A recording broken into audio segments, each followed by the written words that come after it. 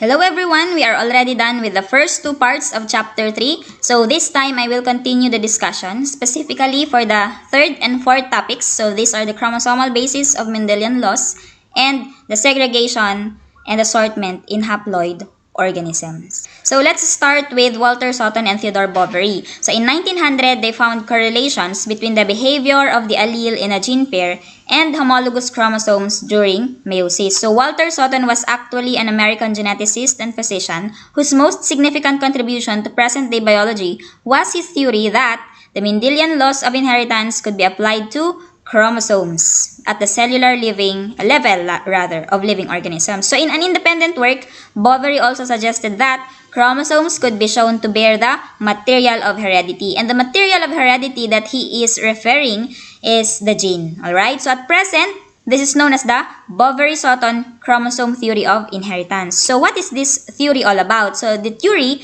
describes the transmission of chromosomes. So how this transmission of chromosomes account for the Mendelian patterns of inheritance. Okay?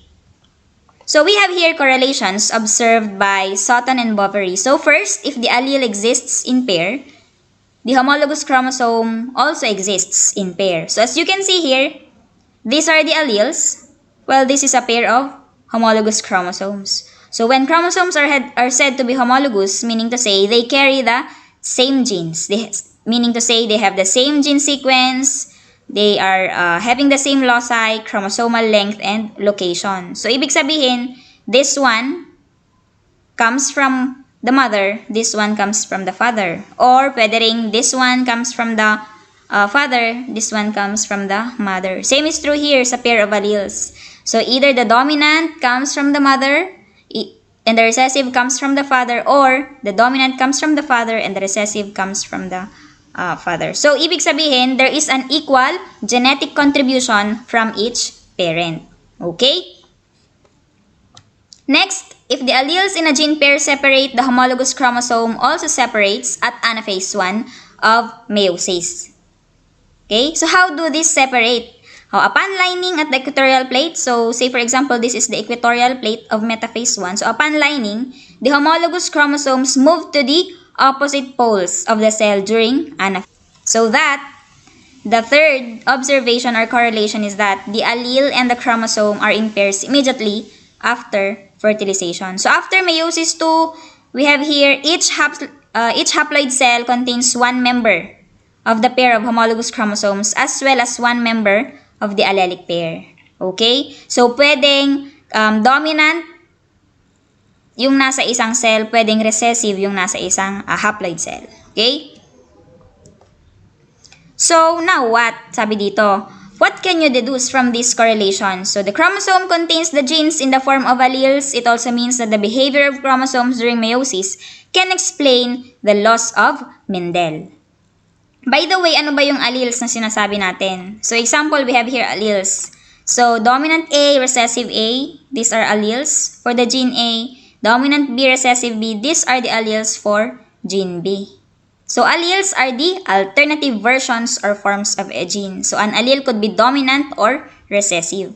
So, dominant is usually represented by a capital letter or uppercase, while a recessive allele is usually represented by a lowercase letter. So, each member of the allelic pair comes from the mother and another comes from the father. Ganon din sa pair of homologous chromosomes. Why? Because each chromosome carries the genes. Okay? So, I hope that is clear. Alright? So, with those observations, we can conclude that the chromosomes carry the units of heredity. And the units of heredity are the genes. Okay? By the way, where can we find these chromosomes? So, these chromosomes are located inside the nucleus of the cells. So, chromosomes play an important role in the transmission of these genetic materials. Okay? So, we have here a diagram, and this explains the chromosomal basis of the law of segregation. So, in a cross between a homozygous dominant R, so this is a homozygous dominant R, and a homozygous recessive R, the alleles in a gene pair are assigned in each of the homologous chromosomes. Okay? So, this is a pair of homologous chromosomes. This is a pair of homologous chromosomes. Okay, these are the alleles carried by the chromosomes. So when the bivalent or homologous chromosomes separate at anaphase 1, by the way, a bivalent is this one, a pair of homologous chromosomes. Pwede rin ang tawag sa bivalent is a tetrad. Okay, this is also called a tetrad. Okay, this one, magsa-separate itong homologous chromosomes. And then in anaphase 2, itong sister chromatids also separate again at anaphase 2. So, magsa-separate again at anaphase 2, carrying again the alleles such that at the end of meiosis, each haploid cell contains one chromosome and then one allele, carrying one allele, either dominant or recessive. We have only here one kind of gamete carrying a dominant allele, and here we have one kind of gamete carrying a recessive allele. So, this is from the male, this is from the female. Therefore, if there is fertilization, if the dominant gene and the recessive gene combines, the genotype of the offspring is a heterozygous genotype, which consists of dominant R, recessive R. Okay? The F1, if they undergo selfing or sieve mating, or if they mate among themselves, we have here now this diagram. So, we have here the cross between two heterozygous individuals. So, that is dominant R, recessive R, and then dominant R, recessive R. So, these are the homologous chromosomes. These are the alleles. So, this is a bivalent. This is a pair of homologous chromosomes. These are the pair of homologous chromosomes. So, bakit ganito siya sa S-phase? Because in the S-phase, there are so-called replication. So, sa S-phase, nangyayari yung replication. That is why, yung single strand lang dito, meron ditong dalawa. Okay? So, there are now two. And then again, at anaphase 1, pareho rin sa sa parental generation, during the first cross, we have here separation of the homologous chromosomes during anaphase 1, carrying the alleles. Okay? Tapos sa anaphase 2, ang magsaseparate naman yung sister chromatids, carrying the alleles, so that again, at the end of meiosis, we have now this set of gametes. Sa una, we only have one kind of gamete for the female, and then one kind of gamete for the male.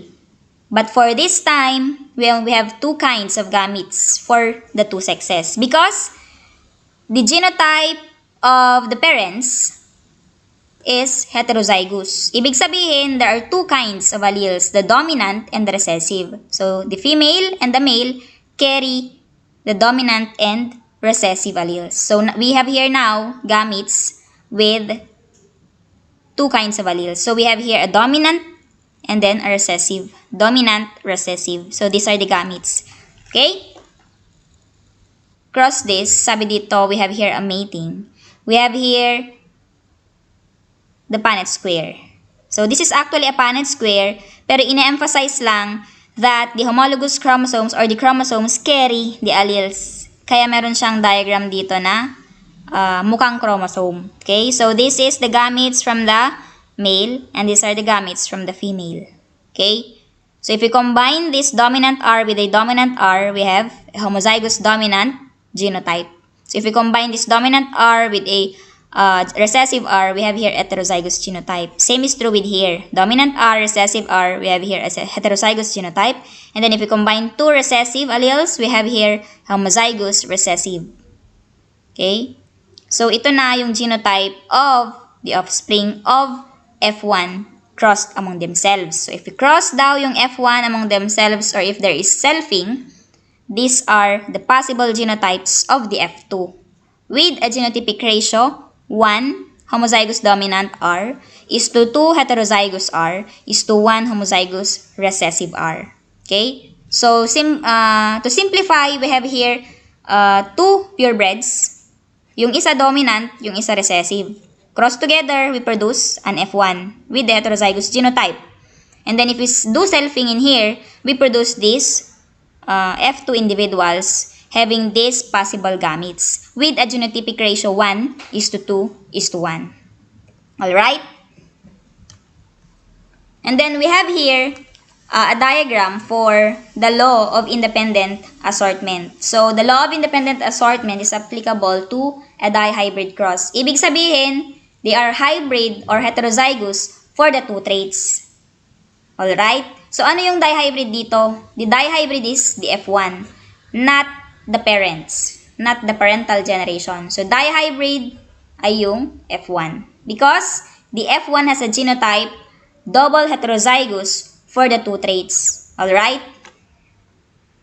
So, in a dihybrid cross, a double homozygous dominant and a double homorecessive cross together, producing this genotype. So, paano nangyayari ito? We have here S phase, that is, these are being replicated. And then at anaphase of meiosis 1, the homologous chromosomes separate at opposite poles carrying these alleles. And then at anaphase 2 of meiosis, yung sister chromatids naman yung magsaseparate, so that at the end of meiosis, these are the gametes produced containing these kinds of alleles. So we have here only one kind of allele and then one kind of allele also. So we have here a dominant R, dominant Y, and then a recessive R, recessive Y. Combining these two, we have here genotypes of the F1. So we combine dominant R with recessive R, this is the result. And then we combine dominant Y with recessive Y, this is the result. Therefore, producing a hybrid, dihybrid.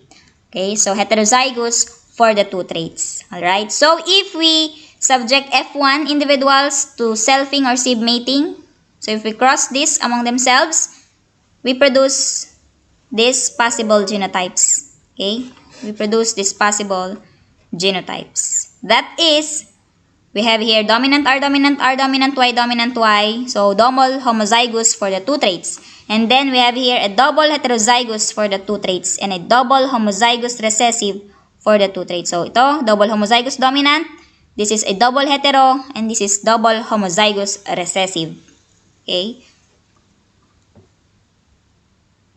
So, we are done with the third topic under chapter 3. Now, let's proceed with the segregation and assortment in haploid organisms. So, in some microorganisms, it says here, the major portion of the life cycle is in the haploid stage. They only become diploid during sexual conjugation, which is immediately followed by meiosis and the consequent formation of new haploid clones. So, phenotypically, each allele is not masked by an allelic mate, and segregation and assortment between genes give different phenotypic ratios from those in diploid organisms. So, ibig sabihin, the alleles in haploid organisms do not come in pairs just to express the phenotype of the organism, unlike that of diploid organisms. Okay, so with that, haploid and diploid have different computed phenotypic and genotypic ratios.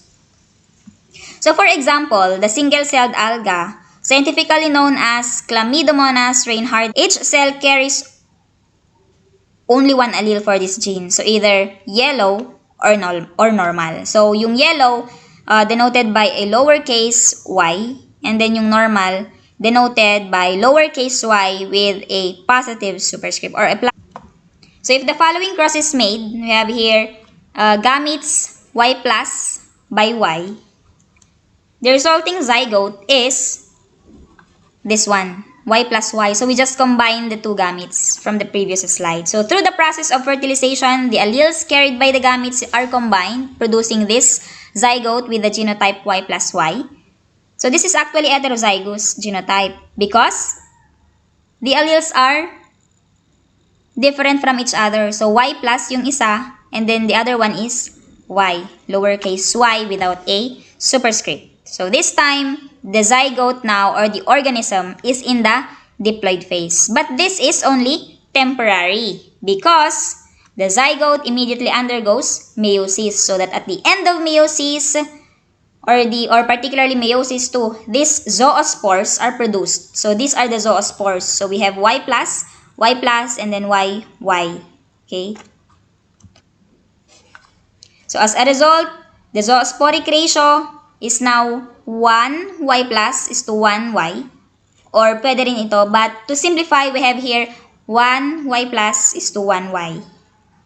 So the phenotypic ratio is 1 normal is to 1 yellow. Because this represents a normal phenotype and this one represents a yellow phenotype. Note that the ratio is identical to the 1:1 gametic segregation ratios that occur in diploids. Note further that the genotypic and phenotypic ratios are the same.